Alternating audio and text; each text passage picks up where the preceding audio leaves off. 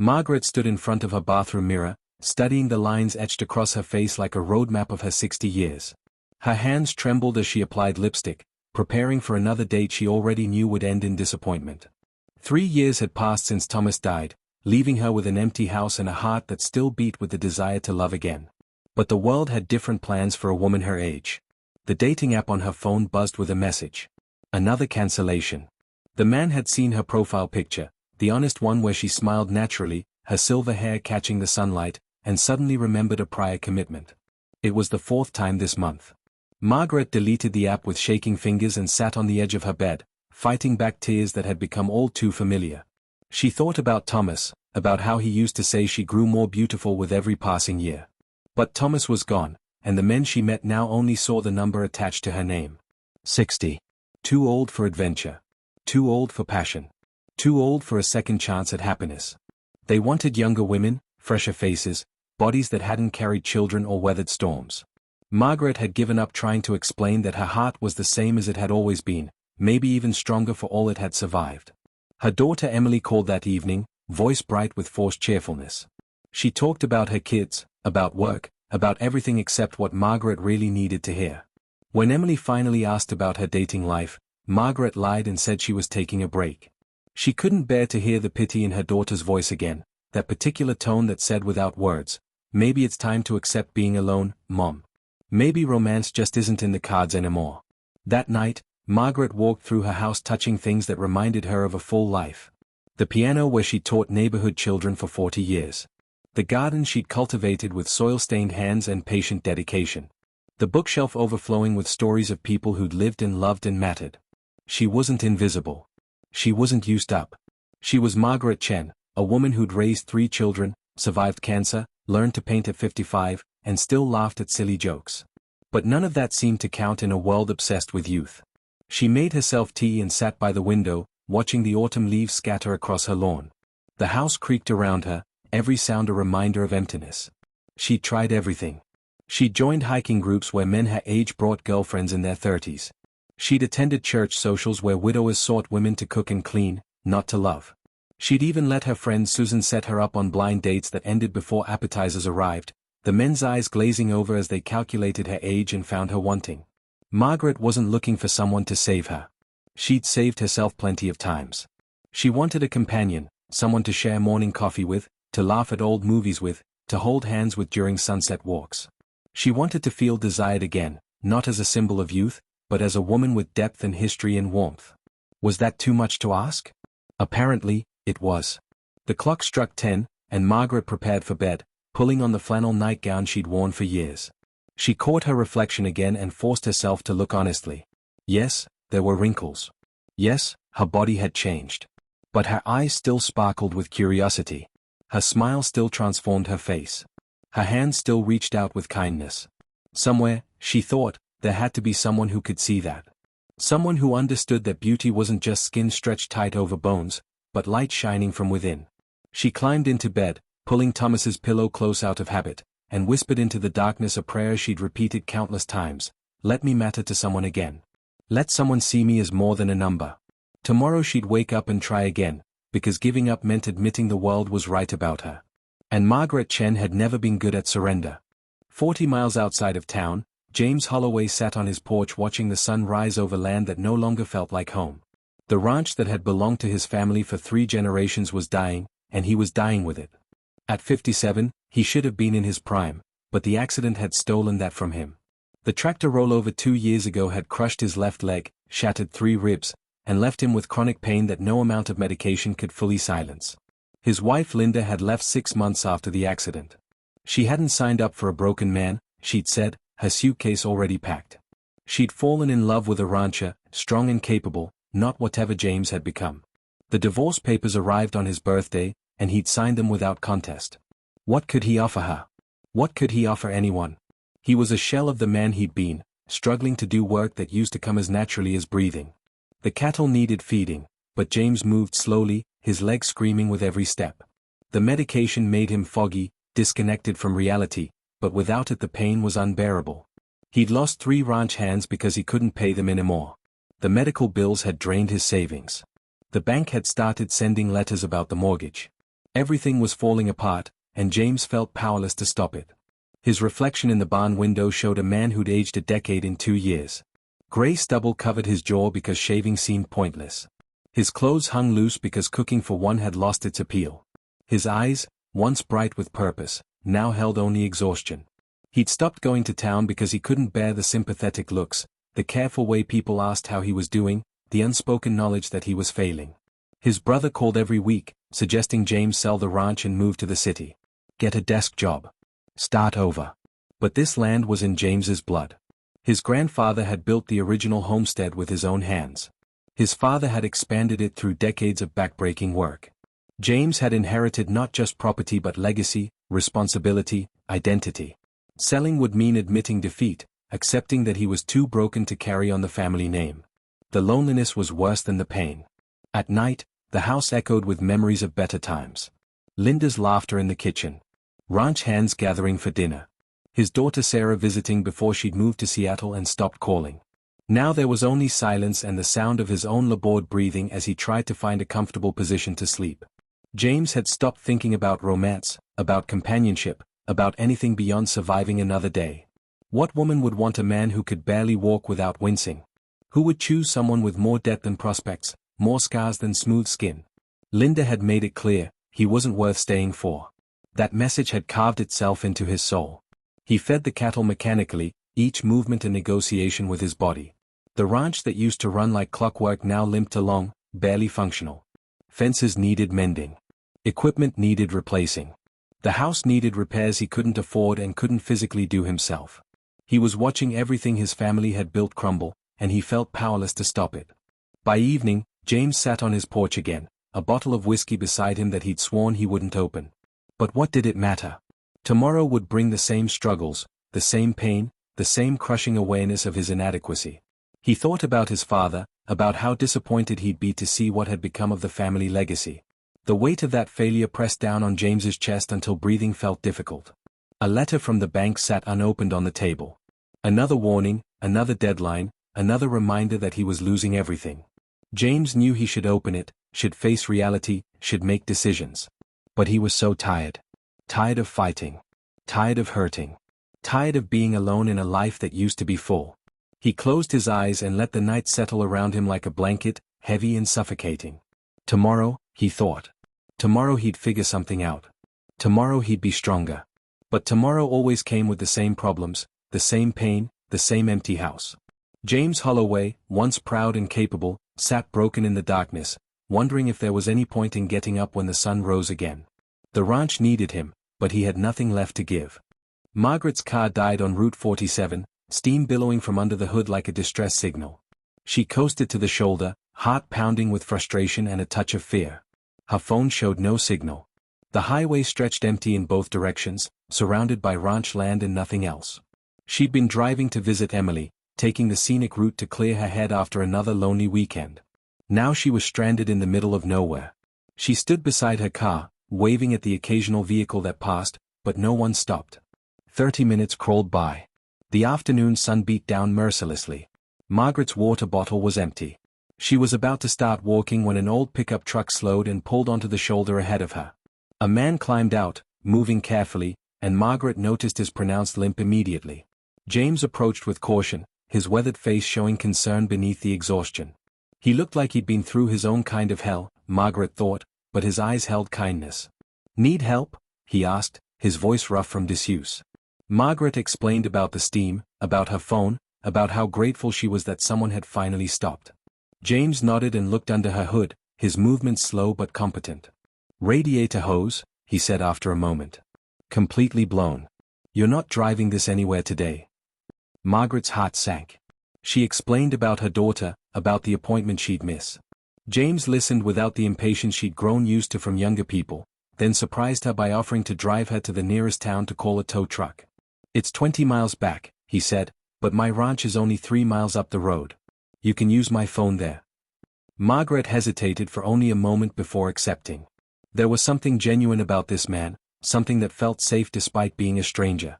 She grabbed her purse and climbed into his truck, noting the pain medication bottles in the cup holder, the mail scattered across the dash, the lived-in quality of someone barely keeping things together. They drove in silence at first, both acutely aware of the other's presence. "I'm Margaret," she finally said. "Margaret Chen." James glanced at her, really looked at her for the first time, and something shifted in his expression. "James Holloway," he replied. "Welcome to what's left of Holloway Ranch." There was bitterness in his voice, but also something else. Resignation. Defeat. Margaret recognized it because she'd heard the same tone in her own voice lately. The ranch appeared over a hill, and Margaret saw immediately what James meant. Beautiful land, but buildings showing neglect. Fences sagging. Paint peeling. The main house had good bones but needed attention. James parked and helped her out, his limp more pronounced now. "Phone's inside," he said, leading her through a front door that creaked. The house smelled of dust and loneliness, empty rooms echoing their footsteps. Margaret made her calls while James stood awkwardly in the kitchen, unsure what to do with a guest. The tow truck wouldn't arrive until tomorrow morning. Emily couldn't pick her up until evening. Margaret hung up and turned to find James watching her with an expression she couldn't quite read. "Looks like I'm stuck here for a few hours," she said. "I hope that's okay." James nodded, then did something that surprised them both. "Would you like some coffee?" he asked. "It's been a while since I've had company." Margaret smiled, genuinely smiled, and said yes. They sat at his kitchen table, drinking coffee that was too strong, and began to talk.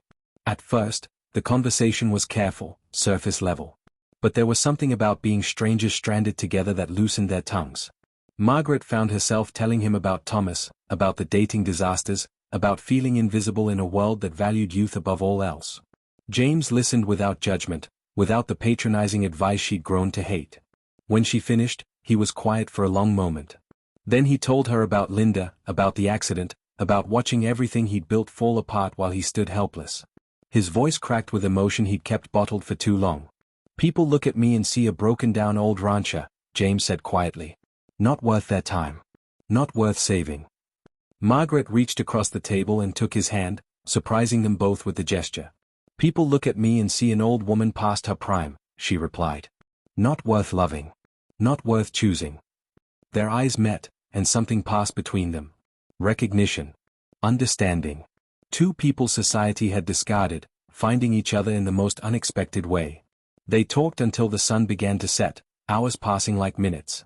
James showed her the ranch, pointing out what it used to be, what it could be again. Margaret saw not the decay but the potential, the beauty underneath the neglect. She told him about her garden, her painting, her teaching. James listened like her words mattered, like she mattered. For the first time in years, Margaret felt seen. Really, truly seen. Not as a number, but as a person. Emily arrived just after 7, her car pulling into the ranch with obvious reluctance.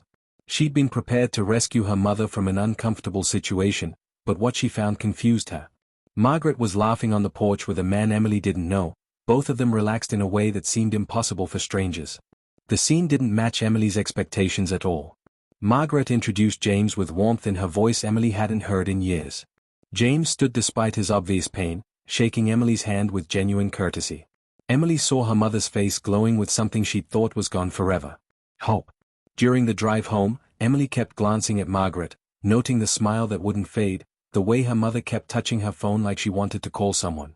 "He asked for my number," Margaret said quietly, answering the unasked question.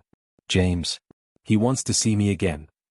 Emily's first instinct was to worry, to warn, to protect. But she'd seen the way James looked at her mother, with respect and interest and none of the dismissive impatience Margaret had endured from other men. "What do you think?" Emily asked. Margaret turned to her daughter with tears in her eyes. "I think maybe I'm not too old after all." James called the next morning, his voice nervous but determined. Would Margaret like to visit the ranch again? He'd been thinking about their conversation, about how she'd mentioned loving to garden. His mother's garden had gone to weeds after she passed, and he wondered if Margaret might like to see it, maybe offer advice. The invitation was simple, but they both knew it meant something more. Margaret drove back 2 days later, her heart racing like a teenager's. She'd chosen her clothes carefully, wanting to look nice but practical for ranch work. James waited on the porch, and his face lit up when he saw her. He'd shaved. Changed his shirt. Made an effort that spoke volumes. They walked to the garden together, James pointing out where roses used to bloom, where his mother had grown vegetables, where wildflowers once created a riot of color.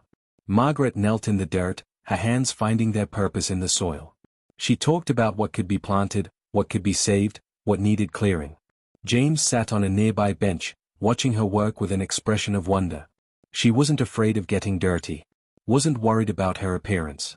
She was vital and alive, her whole being engaged in the act of creation. He'd forgotten what it looked like when someone loved what they were doing. "I could help you restore this," Margaret said, looking up at him with dirt on her cheek. "If you'd like. I know it's presumptuous, we barely know each other, but this garden deserves better. Your mother's garden deserves to live again." James felt something crack open in his chest, something that had been frozen for too long. "I'd like that," he managed. "I'd like that very much." They worked together through the afternoon, Margaret directing and James doing what he could despite his limitations. She never made him feel inadequate about what he couldn't do. Instead, she praised what he could manage, treated him like a capable man who happened to have a bad leg, not a broken man defined by his injury. It was a gift James hadn't known he needed so desperately. Over dinner, simple food Margaret had thrown together from his near-empty pantry, they talked about their marriages. The good times and the bad. The moment they knew love was real. The moment they knew it was ending. Margaret spoke of Thomas's death with sadness but not bitterness. James spoke of Linda's departure with understanding he was still learning to feel. They were both scarred, but neither was destroyed. "Do you think people our age can start over?" James asked, his voice vulnerable. Margaret considered the question seriously. "I think people our age know what matters," she said. "We've learned what love really is, beyond the surface stuff.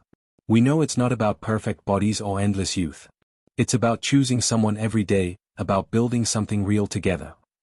James reached across the table and took her hand. "I want to choose you, Margaret. Even though we just met. Even though it's crazy. I want to try." Margaret's breath caught. No one had said anything like that to her in 3 years. No one had wanted to try. Everyone had written her off before giving her a chance. "I'm 60 years old," she whispered, needing him to understand what he was saying. "I know," James replied. "And I'm a 57-year-old broken-down rancher with a failing ranch and a body that doesn't work right anymore. But when you're here, none of that seems to matter as much." They sat in the quiet of his kitchen, hands joined across the table, and let themselves feel what was building between them. It wasn't the wild passion of youth. It was something deeper, richer. Recognition of souls who'd weathered storms and come out still believing in sunshine. Neither of them was perfect. Neither was young. But together, they felt whole in a way they hadn't in years. Margaret stayed late, neither wanting the evening to end. When she finally left, James stood on his porch watching her taillights disappear, feeling more alive than he had since the accident. Margaret drove home with tears streaming down her face, but they were tears of joy. She'd been found. She'd been chosen. Not despite her age, but with it. Complete. Real. Exactly as she was. 6 months later, Margaret stood in the restored garden, her hands caked with soil as she planted the last of the autumn bulbs. The garden had transformed from wasteland to sanctuary, every corner showing her loving attention. But more than the garden had been restored. The entire ranch hummed with renewed life, and at its center stood 2 people who'd found each other when the world had given up on them both. James watched from the porch, his legs still bothering him but his spirit transformed. Margaret had convinced him to try a new physical therapist, someone who specialized in chronic pain management. The improvement was slow but real. More than that, having a reason to heal had given him motivation medication never could. Every morning he pushed himself a little harder because Margaret was coming, because they had plans, because life felt worth living again. The ranch finances had stabilized with Margaret's help. She discovered she had a talent for bookkeeping and had reorganized his accounts, found savings, negotiated with creditors. Together they'd made hard decisions about what to sell, what to keep, what to invest in. The ranch would never be what it was, but it was becoming something new. Something sustainable. Something they were building together. Emily had been skeptical at first, worried her mother was rushing into something that would end in heartbreak. But watching Margaret bloom over the months had softened her concerns. Her mother laughed again. Sang while cooking. Talked about future plans with excitement instead of resignation. James had come to family dinner twice now, and Emily had seen how carefully he treated her mother, how he listened when Margaret spoke, how his eyes followed her with undisguised affection. The town gossips had plenty to say about the widow and the broken rancher finding each other. Some thought it was sweet. Others whispered about desperation, about 2 lonely people settling. But James and Margaret didn't care. They'd lived long enough to know that other people's opinions meant nothing compared to waking up happy. They'd learned that the world's judgment carried no weight when you'd found genuine connection. Margaret had moved some of her things to the ranch, though they'd agreed not to rush into anything permanent. But most nights found her there, cooking in his kitchen, reading in his living room, sleeping in his bed. They'd discovered physical intimacy slowly, both self-conscious about aging bodies that no longer matched magazine covers. But what they found was better than youthful passion.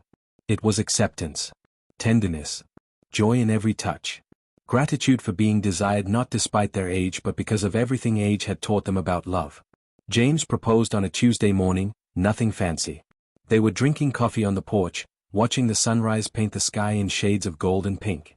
"Marry me," he said simply. "I don't have much to offer except a half-fixed ranch and a broken-down body, but I can promise you'll never be invisible again.